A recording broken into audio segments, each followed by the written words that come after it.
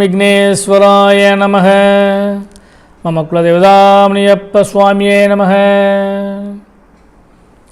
பேரன்பு மிக்க அன்பு நண்பர்கள் அனைவருக்கும் ஜோதிடர் முத்துச்சாமியின் இனிய அன்பு வணக்கங்கள்.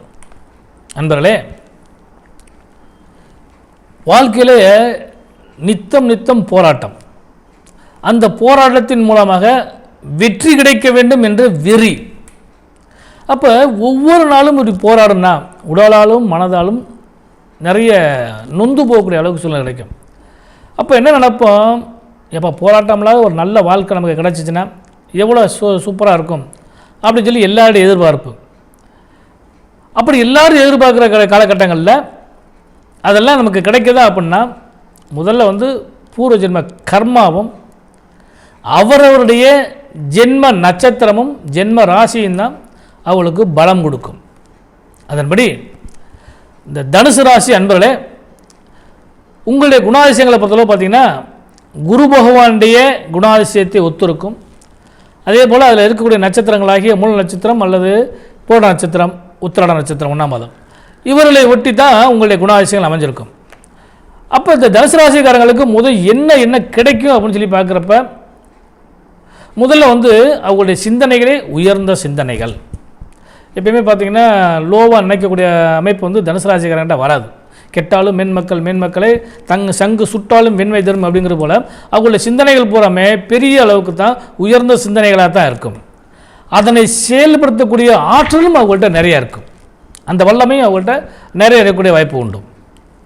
பிறருடைய துயரத்தில் இவங்க போய் பங்கெடுத்துக்கிறாங்க.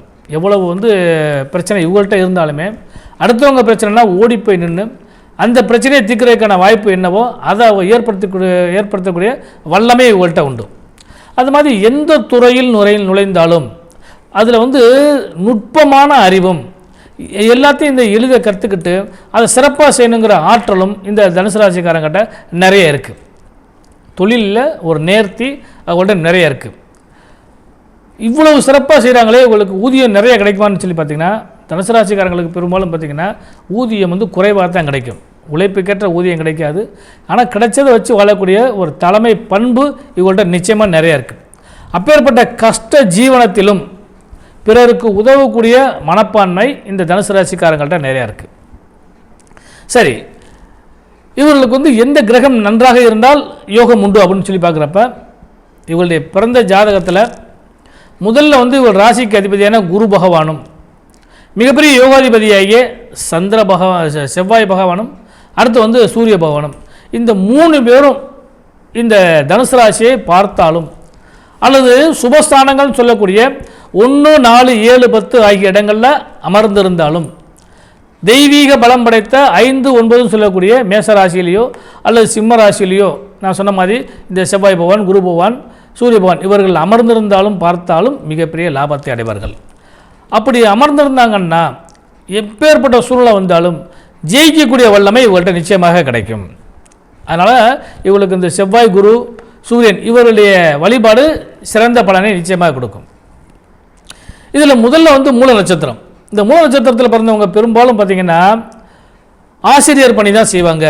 அதாவது உபதேசம், மந்திர உபதேசம், அதே மாதிரி பேசியே சம்பாதிக்கிறது, தன்னுடைய உடல் உழைப்பு இல்லாமல் அது மனம் சார்ந்த விஷயங்களே சம்பாதிக்கக்கூடிய புத்தி கூர்மையினால் சம்பாதிக்கக்கூடிய ஆற்றல் இவங்கள்ட்ட இருக்கும்.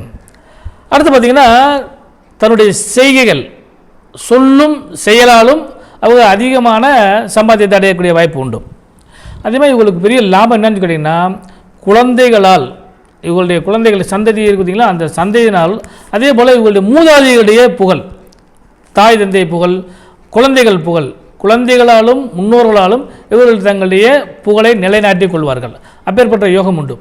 இந்த கேதுபான நட்சத்திரம் பல நேரங்களில் பிரச்சனை கொடுத்து சில நேரங்களில் வாழ்க்கையில் பெரிய பெரிய போராட்டங்கள்லாம் கொடுக்கும். ஆனால் எவ்வளோ கொடுத்தாலும் இந்த மூல நட்சத்திரத்துக்காரங்க சமாளிக்கக்கூடிய ஆற்றல் படைத்தவங்க. இப்போ ஜோதிட ரீதியாக பொறுத்தளவு பார்த்திங்கன்னா மூல நட்சத்திரத்துக்காரங்களுக்கெல்லாம் பொண்ணு கிடைக்கிறது பெரிய விஷயமா இருக்குது, மாப்பிள்ளை கிடைக்கிறதும் பெரிய விஷயமா இருக்குது. ஏன்னா ஆண் மூலம் அரசாலும் பெண் மூலம் நிர்மூலம் சொல்லி படாப்படுத்தி என்ன மூல நட்சத்திரத்துக்காரங்களே ஒதுக்குற அளவுக்கு தான் கொண்டாடுறாங்க. ஆனால் இவங்க தனித்துவமானவர்கள், எதையும் நின்று சாதிக்கக்கூடிய வல்லமாய் படைத்தவர் என்றால் ஆதி மூலமே இந்த மூல நட்சத்திரத்துக்காரங்க தான். அடுத்து போராடம், வரவுக்கேற்ற அந்த செலவை வளமான வாழ்க்கையாக செலவிப்பாங்க, தரமான செலவு செய்வார்கள்னு சொல்லுவோம். அது மாதிரி சுகபோகமான வாழ்வுக்கு ரொம்ப அதிபதிகள், ரொம்ப பிடிக்கும் அவங்களுக்கு, சுகமாக வாழ்றதுனா ரொம்ப பிடிக்கும். சாதாரணமாக பார்த்தீங்கன்னா வந்து சாதா தேட்டருக்கு போகிற போல் ஒரு ஏசி தேட்டருக்கு போகணுமாங்க. அவங்க பட்ஜெட் அவ்வளோ வச்சுருந்தாலுமே அதையும் வந்து சிறப்பாக செய்யணும் பிரியப்படுவாங்க. சாதாரணமான காரில் போகிறதுக்கு ஏசி காரில் போகணும். அந்த மாதிரி அதாவது வாழ்க்கையும் சரி அதை வளமானதாக பயனுள்ளதாக மாற்றிக்கணும் அப்படின்னு நினைக்கிறதுல இந்த பூர நட்சத்திரத்துக்காரங்களுக்கு இணை எதுவுமே இல்லை.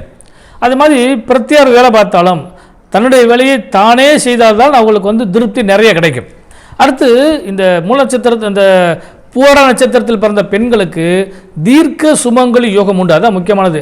ஏன்னா பூரணம் கழுத்தில் நூலாடும், நூல்னா வந்து மஞ்சக்கேறு, நூலாடும்பாங்க. அப்போ இவங்களுக்கு தீர்க்க சுமங்கலி யோகம் நிச்சயமாக உண்டு.